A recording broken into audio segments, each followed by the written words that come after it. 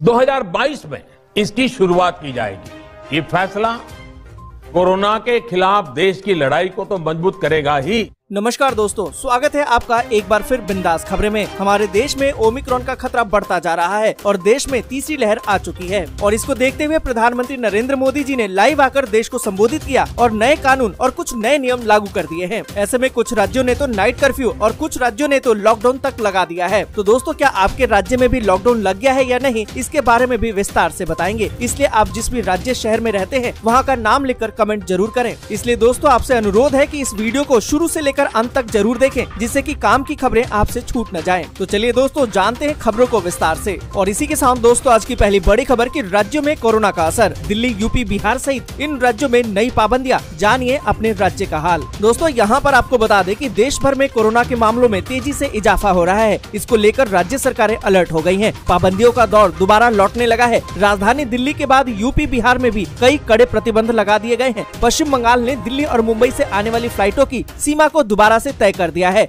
मुंबई की मेयर ने साफ कह दिया है कि शहर में रोजाना अगर मामले 20,000 से ज्यादा आए तो लॉकडाउन लगाया जाएगा। कई राज्यों ने तो पहले ही नाइट कर्फ्यू लगा दिया है। तो आइए बताते हैं आपको कि राज्यों ने कोरोना के बढ़ते मामलों को देखते हुए क्या कदम उठाए हैं। आपको बता दें कि राजधानी दिल्ली में कोरोना के केस की रफ्तार तेज हो गई है और वैसे ही वीकेंड कर्फ्यू का ऐलान कर दिया गया है। वायरस के नए वेरिएंट ओमिक्रॉन के बढ़ते प्रकोप के मद्देनजर दिल्ली में पहले से ही नाइट कर्फ्यू लगा दिया गया है। यानी कि दिल्ली में रात के समय तो कर्फ्यू रहेगा, पर शनिवार और रविवार को पूरी तरह से लॉकडाउन रहेगा। अब कर्मचारियों को अपने घर पर बैठकर ही वर्क फ्रॉम होम करना होगा। और दोस्तों, आपको बता दें कि कोरोना संक्रमण की बढ़ती रफ्तार को देखते हुए यूपी सरकार भी सतर्क हो गई है। मुख्यमंत्री योगी आदित्यनाथ ने मकर संक्रांति यानी कि 14 जनवरी तक 10वीं कक्षा तक के सभी स्कूल बंद करने का निर्णय लिया है। और साथ ही आपको बता दें कि रात्रि कर्फ्यू में भी 2 घंटे को और बढ़ा दिया गया है। और दोस्तों, आपको बता दें कि बिहार में कोरोना के बढ़ते मामलों को देखते हुए सरकार ने नई गाइडलाइन जारी कर दी है। राज्य भर में रात 10 बजे से सुबह 5 बजे तक नाइट कर्फ्यू रहेगा। यहाँ भी 8वीं तक के सभी स्कूल और कोचिंग संस्थान बंद कर दिए गए हैं। सभी दुकानें रात 8 बजे तक ही खुल सकेंगी।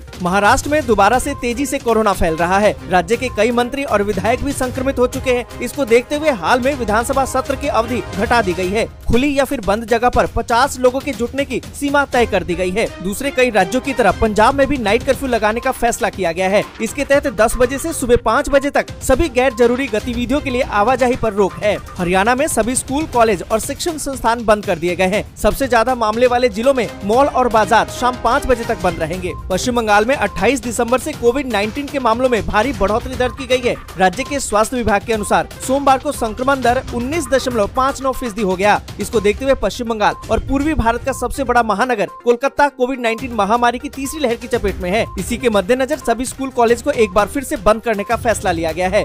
और इसी के साथ दोस्तों, अगली बड़ी खबर की केंद्र सरकार महिलाओं को देगी 6,000 रूपए। फटाफट कर लें ये काम। दोस्तों, यहाँ पर आपको बता दें कि महिलाओं को आत्मनिर्भर बनाने के उद्देश्य से मोदी सरकार समय समय पर अलग अलग योजना चलाती है, जिसके तहत आर्थिक मदद भी दी जाती है। इसी के तहत अब केंद्र सरकार ने महिलाओं के लिए एक ऐसी स्कीम की शुरुआत कर दी है, जिसके तहत अब उनके खाते में 6,000 रूपए जमा करती है। केंद्र सरकार की इस योजना का फायदा सिर्फ महिलाओं को दिया जाता है। इस योजना का नाम प्रधानमंत्री मातृत्व वंदना योजना है, जिसके तहत केंद्र सरकार महिलाओं को पूरे 6,000 रूपए देती है। दोस्तों, यहाँ पर आपको बता दें कि प्रधानमंत्री मातृत्व वंदना योजना में पहली बार गर्भ धारण करने वाली महिला और स्तनपान कराने वाली महिलाओं को ये आर्थिक सहायता प्रदान की जाती है। इस योजना की शुरुआत 1 जनवरी 2017 को हुई थी। और इसी के साथ दोस्तों, अगली बड़ी खबर की पीएम नरेंद्र मोदी के रास्ते में आए किसान प्रदर्शनकारी। 15 मिनट तक फंसा रहा उनका काफिला। फिरोजपुर की रैली रद्द। दोस्तों, यहाँ पर आपको बता दें कि पंजाब में प्रधानमंत्री नरेंद्र मोदी की सुरक्षा में चूक का बड़ा मामला सामने आया है। उसमें उनके रास्ते को प्रदर्शनकारी किसानों ने करीबन 15 मिनट तक रोक कर रखा। इसके चलते फिरोजपुर में जो रैली होने वाली थी पीएम नरेंद्र मोदी की, वो रैली रद्द हो गई है। गृह मंत्रालय की तरफ से इस पर बयान भी जारी किया गया है। साथ ही साथ पंजाब सरकार से जवाब भी मांगा गया है। तो दोस्तों, आपको क्या लगता है, क्या ये जानबूझकर किया गया या कोई सोची समझी चाल थी? कमेंट करके जरूर बताएं।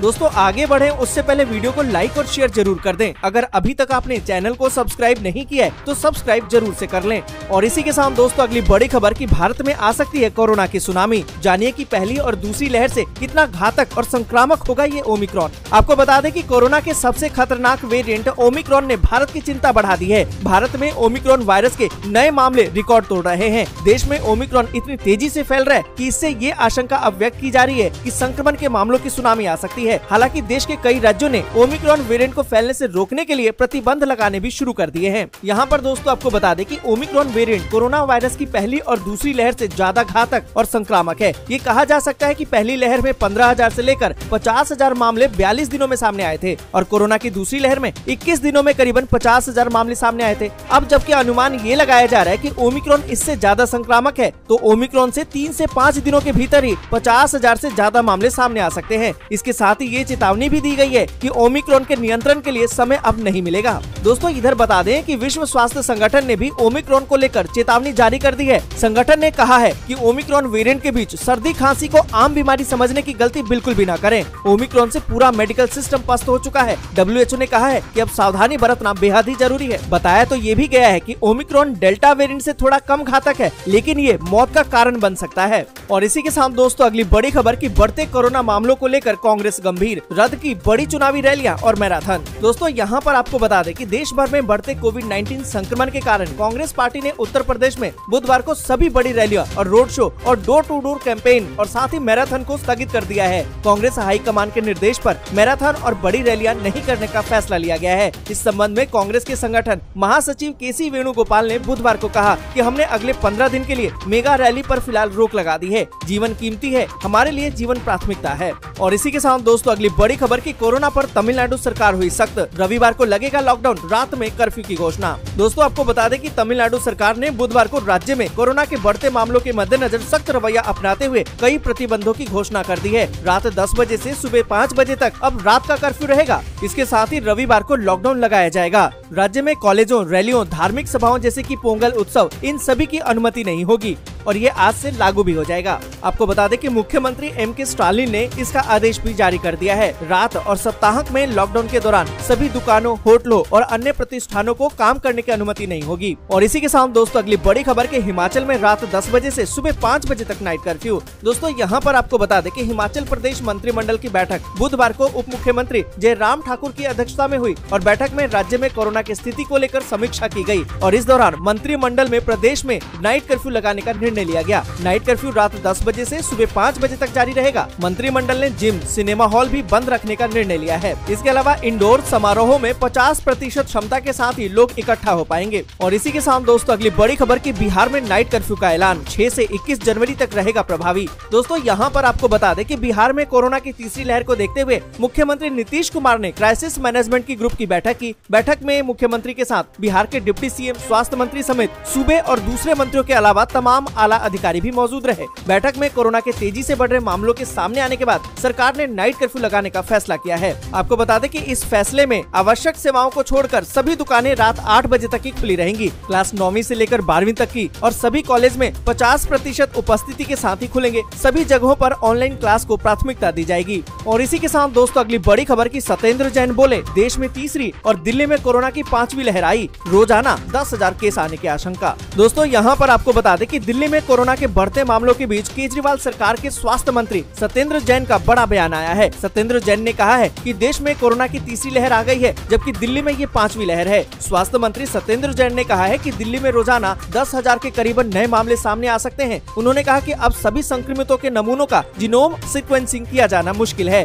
केवल 300 से 400 नमूनों का ही जीनोम सीक्वेंसिंग किया जा रहा है। और इसी के साथ दोस्तों अगली बड़ी खबर की 24 घंटे में कोरोना केस में 55% की उछाल, 58,097 नए मामले दर्ज। दोस्तों यहाँ पर आपको बता दें कि देश भर में कोरोना के मामले तेजी से बढ़ रहे हैं। बीते 24 घंटे में 58,097 नए मामलों की पुष्टि हुई है। इस दौरान 534 लोगों की मौत भी हो गई है और पॉजिटिविटी रेट 4.18% पहुँच गई है। और इसी के साथ दोस्तों अगली बड़ी खबर की पश्चिमी विक्षोभ का असर, दिल्ली NCR में सुबह से हो रही है बूंदाबांदी, इन राज्यों में बारिश का अलर्ट। दोस्तों यहाँ पर आपको बता दें कि राष्ट्रीय राजधानी दिल्ली समेत उत्तर भारत के कई हिस्सों में बारिश के चलते ठंड बढ़ गई है। बुधवार को सुबह पहाड़ों पर बर्फबारी और बारिश और दिल्ली में बूंदाबांदी की वजह से तापमान में गिरावट दर्ज की गई है। दिल्ली से सटे हुए इलाके जैसे कि नोएडा, गाजियाबाद में भी सुबह से रिमझिम बारिश हुई। वहीं उत्तर प्रदेश में मौसम विभाग ने अलर्ट जारी कर दिया है। हफ्ते भर तक बारिश की संभावना है। प्रदेश के ज्यादातर जिलों में हल्की बारिश और 7 जनवरी से मध्यम बारिश का अनुमान जताया गया है। दोस्तों यहाँ पर आपको बता दें कि मौसम में होने वाले इस बदलाव के कारण 10 जनवरी जनवरी तक दिल्ली, उत्तर प्रदेश, राजस्थान, मध्य प्रदेश के कुछ इलाके, पंजाब, हरियाणा समेत कुछ अन्य इलाकों में व्यापक बारिश देखने को मिल सकती है। इसके अलावा तमिलनाडु के तटीय इलाकों में हल्की बारिश की संभावना है। वहीं जम्मू कश्मीर, लद्दाख और हिमाचल प्रदेश में हल्की बारिश और बर्फबारी भी संभव है। दोस्तों, आज के लिए बस यहीं तक। वीडियो आपको अच्छी लगी हो तो लाइक और शेयर जरूर कर दें। अगर अभी तक आपने चैनल को सब्सक्राइब नहीं किया है तो सब्सक्राइब जरूर से कर लें।